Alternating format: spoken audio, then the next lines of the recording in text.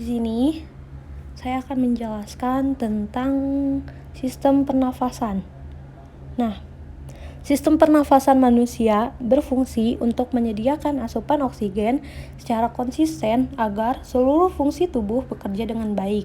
Sementara, proses metabolisme akan memproduksi gas karbon dioksida sebagai produk limbah yang harus dibuang.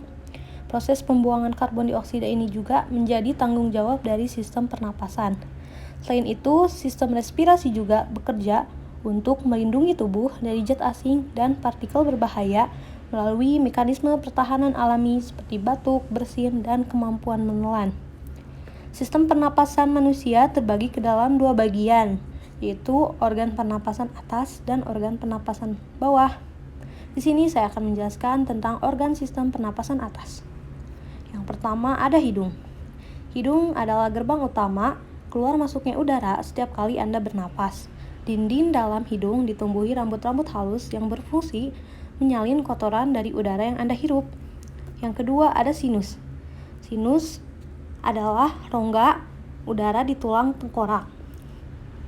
Rongga ini terletak di masing-masing kedua sisi hidung dekat tulang pipi, di bagian tulang hidung, di antara mata, dan di tengah dahi. Dalam sistem pernafasan manusia, sinus berfungsi membantu mengatur suhu dan kelembapan udara yang Anda hirup dari hidung. Yang ketiga ada adenoid. Adenoid adalah jaringan kelenjar getah bening yang ada di tenggorokan. Di dalam adenoid terdapat simpul sel dan pembuluh darah yang penghubung yang membawa cairan ke seluruh tubuh. Yang keempat ada tonsil. Tonsil adalah nama lain dari amandel.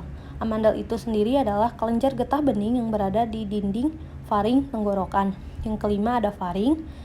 Faring adalah tabung di belakang mulut dan rongga hidung yang menghubungkan keduanya ke saluran pernafasan lain, yaitu trakea. Yang keenam ada epiglotis. Epiglotis adalah lipatan tulang rawan berbentuk daun yang terletak di belakang lidah, di atas laring atau kotak suara. Lanjut ke organ sistem pernafasan bawah. Yang pertama ada laring atau kotak suara. Laring adalah rumah bagi pita suara Anda. Letaknya tepat di bawah persimpangan saluran faring yang membelah menjadi trakea dan kerongkongan. Yang kedua, ada trakea atau batang tenggorokan. Trakea adalah bagian terpadu dari jalur nafas dan memiliki fungsi vital untuk mengalirkan udara dari dan menuju paru-paru untuk pernafasan. Yang ketiga, ada tulang rusuk. Tulang rusuk adalah tulang yang menopang rongga dada dan melindungi organ dalam dada, seperti jantung dan paru-paru dari benturan atau goncangan. Yang keempat, ada paru-paru. Paru-paru adalah sepasang organ yang terletak di dalam tulang rusuk. Masing-masing paru-paru berada di kedua sisi dada. Yang kelima ada pleura. Paru-paru dilapisi oleh selaput tipis yang disebut pleura. Lapisan pleura bertindak sebagai pelumas yang memungkinkan paru-paru untuk mengembang dan mengempis dengan lancar setiap kali bernapas. Yang keenam ada bronkiolus. Bronkiolus adalah cabang dari bronkus yang berfungsi untuk menyalurkan udara dari bronkus ke alveoli.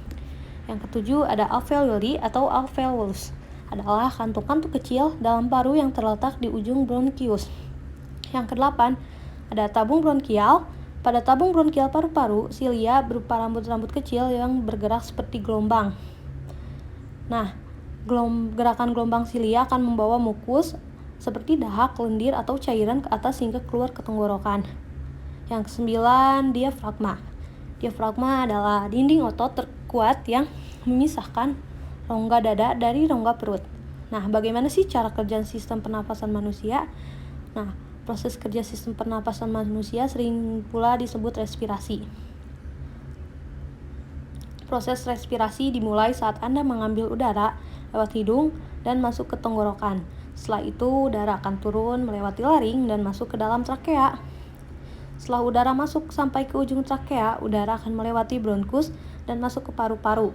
Setelah itu, udara mengalir ke bronkiolus yang terus mengecil sampai udara di ujung percabangan. Penyakit apa saja sih yang menyerang sistem respirasi? Nah, ancaman penyakit tak hanya datang dari luar sistem pernafasan loh, tetapi beberapa gangguan pernafasan juga dapat berasal dari sistem pernafasan itu sendiri. Contohnya ada pilek, influenza, flu, asma, pneumonia, tuberkulosis, bronkitis, penyakit paru, obstruktif kronis atau PPOK. Mungkin itu saja penjelasan sistem pernafasan dari saya. Semoga bermanfaat. Terima kasih.